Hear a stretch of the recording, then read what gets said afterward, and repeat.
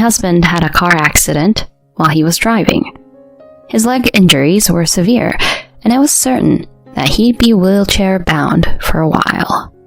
He weakly turned to me in the hospital bed and asked me for help. "Sorry, but please take care of me." Even when I saw him like that, I didn't feel any sympathy. I've been getting a cold shoulder from him for a long time. "No way. Not gonna happen," I said with a laugh, and he was left speechless. I casually checked the next bed and was devastated when I saw the person laying there. So, it was true after all. I vowed to myself that I would never help him. I'm Valerie, 33 years old. I work hard as a nurse at the hospital. I have a close friend named Julia, whom I've known since high school. She's quite different from me and has a glamorous and beautiful appearance. Her figure is outstanding, so people often mistake her for a model or actress.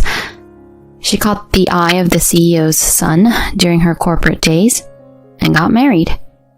She's now a homemaker with one son. Despite the significant difference in our circumstances, she's always been a good friend to me. Since she has more experience with guys, I confide in her about my love life. Being a nurse is a demanding job. There are often night shifts, and being called in on days off for emergencies is not uncommon. Because of this, I haven't had much luck in the romance department. When I complained to Julia, she introduced me to Walter, who would later become my husband. He's kind, good-looking, and just an amazing guy. If I were single, I would have pursued him myself. He's such a catch, who's also got a successful career. And so, the blind date was arranged. In a way, Julia could be considered the Cupid who brought us together. As she said, he's a caring and gentlemanly, handsome guy. He excels at his job, and since we're both working, he shares household responsibilities with me. When he popped the question, I was overjoyed, but I also had doubts about whether I was good enough for him. He sweetly said, "You're perfect for me. I'm drawn to your modesty." And with that, we got married and started living together in an apartment. I felt deep gratitude for being married to him and owed Julia a lot for bringing us together. Despite having a peaceful life without any major arguments, there's one thing that troubles me. Even after 3 years of marriage, we still haven't conceived a child. We're actively trying, but it just isn't happening. I'm 33 now, and felt a sense of urgency due to my age. Nowadays, with the advancements in medical technology, it's not uncommon for people to give birth in their late 30s to their 40s. Given my background in healthcare, I also know the various risks that an advanced maternal age poses to both the mother and the child. That's why I want to have a baby as soon as possible. My longing is so strong that I start considering fertility treatment. One day, I brought up the topic to Walter. I think the reason why we haven't been successful is that both of us or one of us has an issue. I want to get a thorough test to find out. So let's go to the clinic together. I thought that he, who was normally loving and caring, would surely agree. However, my expectations were quickly shattered. He refused to undergo infertility testing, no matter how hard I tried to persuade him. "No way. It's embarrassing. I'm not infertile, you know. If anything, it's probably you." His unusual assertiveness made me uneasy. How can you be so sure? You can't determine infertility without a test. His face contorted with anxiety, and he broke into a cold sweat while his eyes darted nervously around the room. Well, I just have a feeling. There's nothing particularly wrong with my health anyway. His suspicious behavior led me to intuit that he was hiding something, although I had no concrete evidence. Our conversation didn't progress, and the topic of infertility treatment remained unresolved. I couldn't help but be curious about what he was hiding. Once you start suspecting someone, you begin to notice things you hadn't before. For instance, he frequently has to work late, despite the number of days on his pay stub not aligning with that. There was even a time when he came home late and had the scent of sweet woman's perfume on him. He brushed it off, saying he had been out for a work event, but it seemed fishy. Furthermore, I often find strands of long hair in his car. We both have short hair, so it makes no sense. He claims that it fell when he had a female colleague in the car, but it just doesn't sit right with me. I doubt that there are any male colleagues with such long hair, and it's hard to believe he regularly gives female colleagues rides. My suspicions about him deepens. So, I decided to confide in Julia about him. She arrived at a cafe, looking all put together in designer clothes, with glossy hair and immaculate makeup. Still as beautiful as ever. Sorry for keeping you waiting. So, what's going on? You said something related to Walter? I explained to her all the suspicious behavior and how his attitude toward infertility treatment was strange. I expected her to offer some advice on how to deal with the suspicion of infidelity. To my surprise, she said it was all my fault. I can't imagine a serious guy like him would cheat. You're just overthinking it. I understand being anxious about not getting pregnant, but that doesn't mean you should take out on him. But there are so many shady things. When I confronted him, he acted strangely. Anyone would freak out if their spouse suddenly accused them of cheating. As for the infertility treatment, there's nothing wrong with his health. It's natural for him to deny it. Hey, you're not thinking about a divorce over such a minor thing as this, right? It's a shame to part with someone as wonderful as him. She tried to persuade me, which left me feeling incredibly uneasy inside. I thought she'd at least listen to me whine and offer some comfort, even if she didn't give advice. In reality, she defended Walter, who had a suspicion of infidelity, and pointed out that it was my fault. Maybe she felt she had to defend him since she introduced us. Nonetheless, it bothered me that she adamantly took his side. I couldn't help but wonder why. Afterward, I tried to bring up the topic of infertility testing with Walter whenever I could, but he would quickly dodge the subject, citing work commitments. Days passed, but the suspicion of his infidelity didn't clear up, and I couldn't take it anymore. Finally, I decided to dig deeper and question him. Honey, are you hiding something from me? Like something related to other women? He cried out, Huh? and flinched. He tried to argue back, but his voice quivered. Why would you suddenly say something like that? I would never hide anything from you. I want to trust you too. But lately, you've been acting strangely.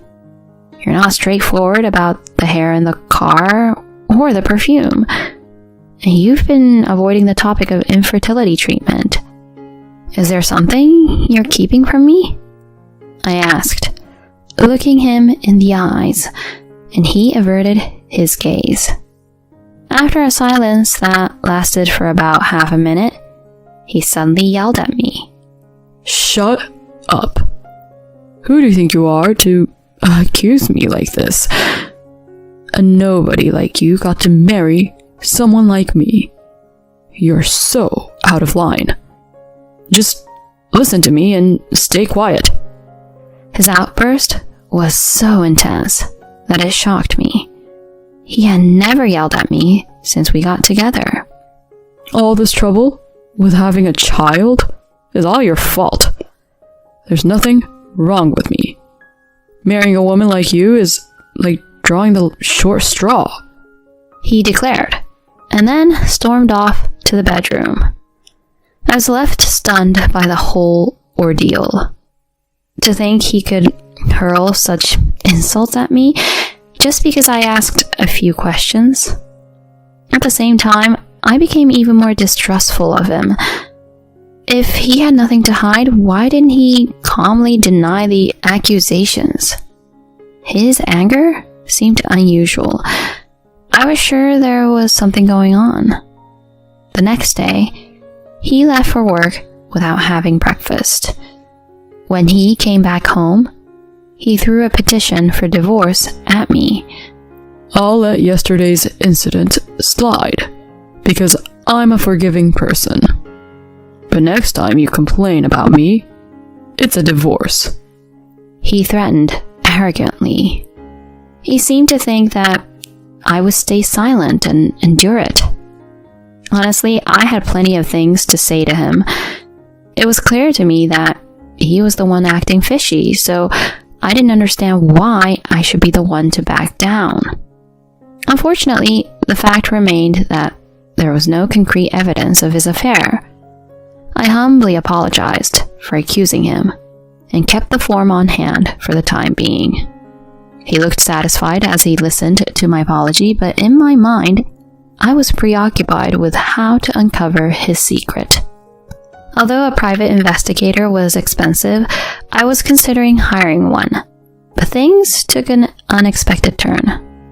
I received a call from someone who revealed his affair and even told me the identity of his mistress. The story was so shocking that it made my head spin. While I had expected his infidelity, the identity of his mistress was a surprise. The person who provided the information had no reason to lie to me, and later he showed me evidence that backed up what he said. I was devastated and ended up in tears. Once I composed myself, I was filled with anger toward both Walter and his mistress. I vowed not to let them get away and swore to bring them down. One day I came home to find Walter packing his suitcase. He seemed to be in a good mood, even humming a tune. Oh, you're home. Good timing. I'm sorry for the suddenness, but I'm heading out on a business trip now. I'll be away for about a week, so please, take care of the house, he nonchalantly announced. Of course, I couldn't just nod in agreement because there was something important we needed to discuss. Wait, I have something important to talk to you about. As soon as I said that, his face turned noticeably sour. He probably thought I was going to bring up the infertility topic again. When I tried to speak, he cut me off saying, Enough already. I've told you many times. There's nothing wrong with me, so I won't go for the test. You're being annoying. I'm in a hurry, I'm leaving now. I tried to tell him that wasn't it, but he didn't listen and quickly left. I told myself not to show any mercy upon his return. I suppressed the urge to scream in anger and wished for some divine retribution to befall him. Surprisingly, my wish came true quite easily. A few hours after he left, I received a call from the police. Your husband and his sister have been in a car accident and were urgently transported to the hospital. Apparently, he had been driving too fast and couldn't navigate a curve, resulting in a crash. By the way, he's an only child, so there was no sister to be with him. Most likely, the woman with him was his mistress. I rushed to the hospital and spoke to the doctor. Walter has severe leg injuries, and it was confirmed that he would be in a wheelchair for the foreseeable future. I went to his room to check on him. When he saw me, he seemed somewhat uncomfortable, but he managed a weak smile and asked me for a favor. You must have heard it from the doctor, but I'll be living in a wheelchair from now on. I'm sorry for the trouble, but I'm asking you to take care of me. In a healthy, loving marriage, if a spouse were asked to take care of the other, they would probably agree without hesitation. However, I couldn't help but burst into laughter. Take care of you? That's impossible. No doubt about it. He was left dumbfounded by my response. He clearly hadn't expected me to refuse him. I stared at him with a mocking look.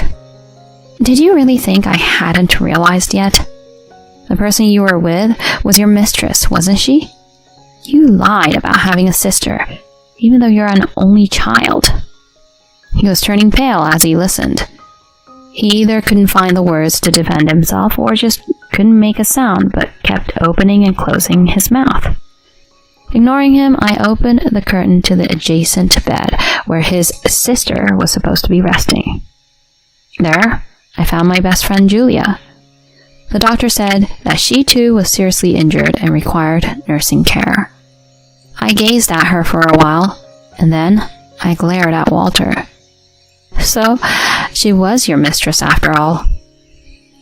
In fact, it was her husband who informed me about their affair.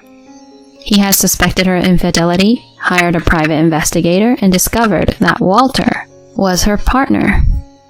Apparently, they had been seeing each other for quite some time. She didn't want to give up her luxurious lifestyle with her husband and had proposed to Walter to marry me as a cover-up. There was an even more shocking and dreadful revelation. The son she had given birth to wasn't her husband's, it was Walter's. Her husband had become suspicious because the son looked nothing like him and had conducted a DNA test. It confirmed that there was no biological relationship between them. When I saw the son's face, which bore a striking resemblance to Walter, I was amazed. He was so certain he had no issue because Julia had given birth to his child. It made sense to deny being infertile with a track record like that. When he looked at me and Julia's husband with despair, I crushed him with another wave of bad news. So, we're getting a divorce. I'll make sure to claim alimony too. I have a lawyer already, so be prepared, I declared, ready to leave. But he shouted, Wait, I was wrong. Julia was persistent, and I ended up continuing the affair. I genuinely love you. You know that, right, honey? I'll break up with her. Please, reconsider the divorce. He pleaded earnestly, but his words had no effect on my heart. Instead, my disappointment in him grew. He was just trying to secure me as a caregiver and, as a bonus, avoid the alimony claim. His selfishness infuriated me. It was the perfect time to confront him head on. I took a deep breath and gave him a piece of my mind. So, this is your true nature, huh? How pathetic, trying to put the blame on her and sell her out to save yourself.